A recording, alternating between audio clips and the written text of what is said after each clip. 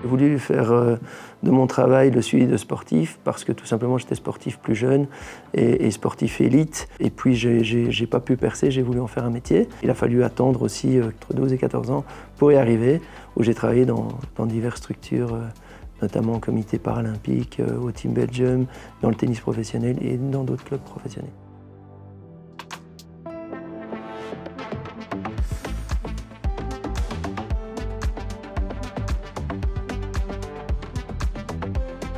Une journée type est très variée pour ma part, où je recense avec le docteur qui va s'entraîner et ne pas s'entraîner, que je partage avec le staff sportif bien sûr. Je fais tous les tests de prévention chaque semaine pour identifier les différents problèmes qu'on peut avoir ou les fatigues.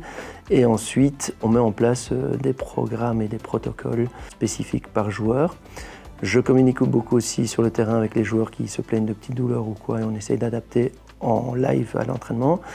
Et je coordonne, je facilite tout ce qui est médical par rapport au club et qui ne doivent pas y penser, c'est-à-dire l'achat de matériel médical, l'achat de matériel kiné, les rendez-vous chez le médecin, chez le spécialiste, enfin voilà, ça c'est mon travail.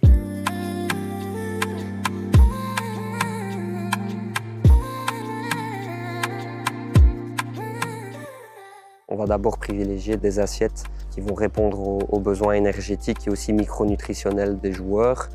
Et puis viennent les compléments et ils portent bien leur nom. On parle de compléments, pas de suppléments. Donc l'idée c'est de combler les potentielles carences, mais les compléments ne doivent jamais remplacer une alimentation de base saine et équilibrée, ici même de performance.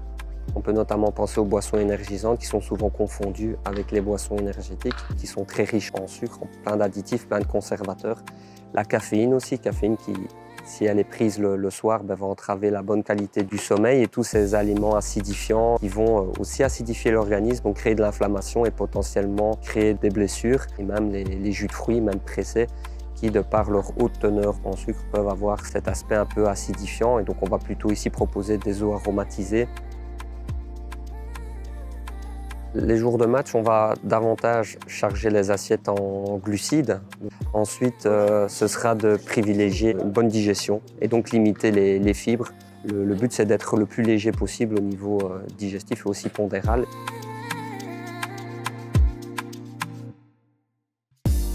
Un attaquant puissant pourra se permettre d'être un peu plus lourd. Même chose pour le gardien qui peut se permettre d'être un peu plus gras entre guillemets pour mieux absorber les chocs lors des plongeons. Les pistons, eux, doivent réaliser plus de sprints durant le match. Donc là, c'est important d'avoir un taux de masse grasse plus faible. Donc on veille aussi à la position des joueurs.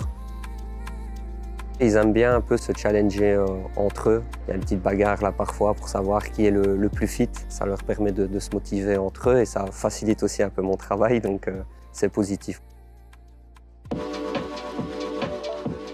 Tous les jours, l'entraînement commence avec ce qu'on appelle un pré-warm-up qui est donné par les kinés. C'est à visée préventive aussi, c'est à visée de préparation pour le type d'entraînement qu'il va avoir. Et les différents kinésithérapeutes de la cellule donnent ce warm-up et on est tous coordonnés par rapport à ça.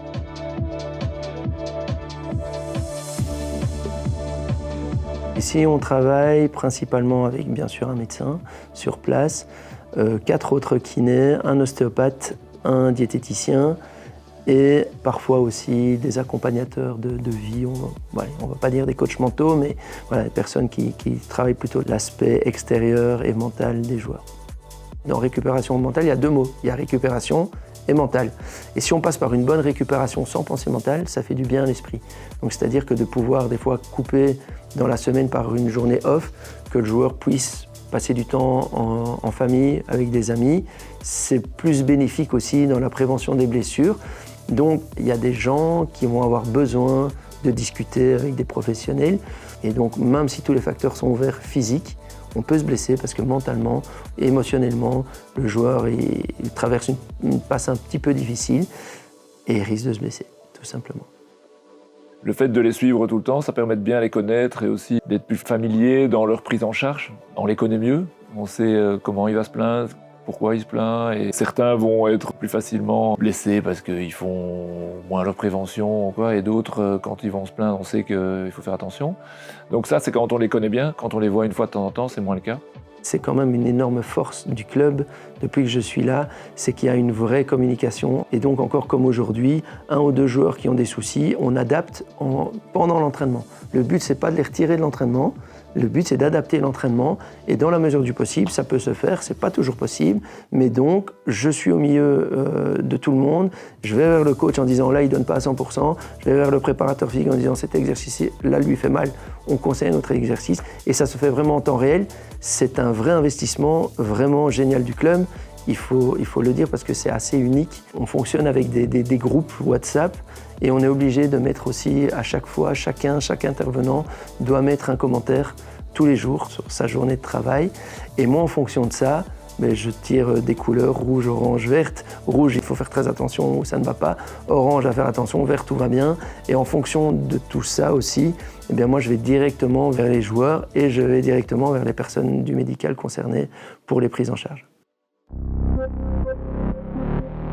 Quand on monte sur le terrain et qu'on évalue la blessure, la gestion, c'est de savoir d'abord si le joueur peut continuer ou non, et puis et de faire les soins qu'il faut pour qu'il puisse continuer le match s'il peut continuer.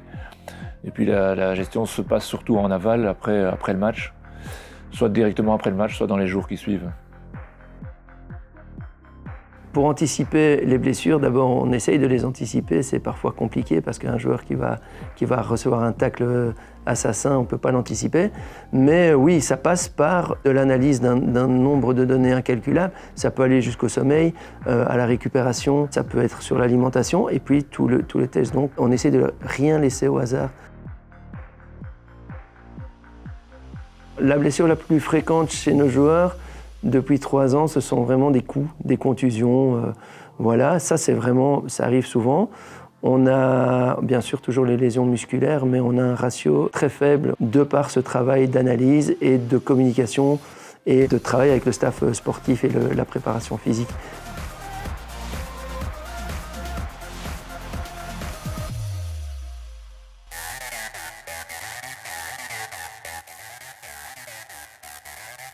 La routine avec l'équipe féminine va être du même ordre, un peu différente dans le sens où ici c'est professionnel et c'est tous les jours et toute la journée, mais la structure mise en place par l'équipe masculine est transposée aussi à l'équipe féminine, donc exactement la même chose, mais de façon un peu moins fréquente par semaine.